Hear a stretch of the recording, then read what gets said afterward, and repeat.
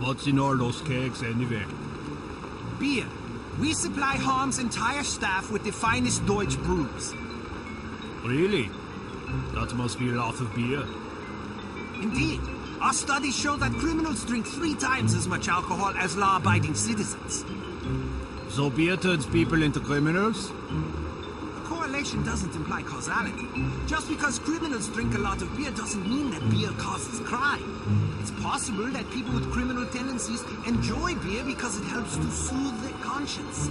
Or perhaps criminal behavior is caused in part by a genetic predisposition that also, coincidentally, makes criminals like the taste of beer more than the average person. Who knows? You're very knowledgeable about these things. Criminal sociology is a hobby of mine. I think it's important to understand not just the individual psychological roots of one's behavior, but also the social circumstances that foster that behavior. Whether we like it or not, we are shaped by our environment. Surely you're not suggesting that individuals aren't accountable for their actions. Oh no, of course not. Just because we are products of the societies we're born into doesn't absolve us of personal responsibility. Our religions and laws teach us what is right and what is wrong. Frequently, the right choice is the more difficult path to take. It requires sacrifice, self-discipline, patience, virtues that many of us find somewhat lacking in our natures. But what if you're born into a hedonistic culture? Look across history.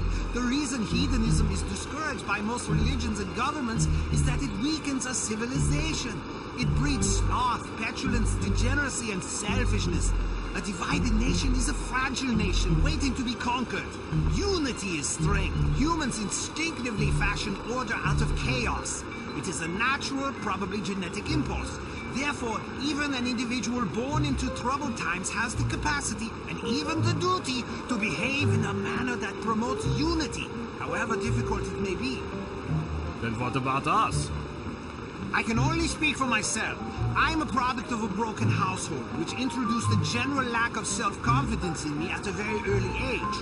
These feelings of inadequacy blossomed into anger as I matured, that the rigors of adolescence with the teasing and abuse and awkwardness we must all endure only exacerbated.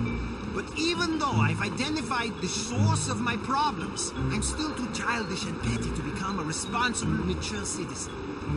Well, admitting you have a problem is the first step, I suppose. I like to think so.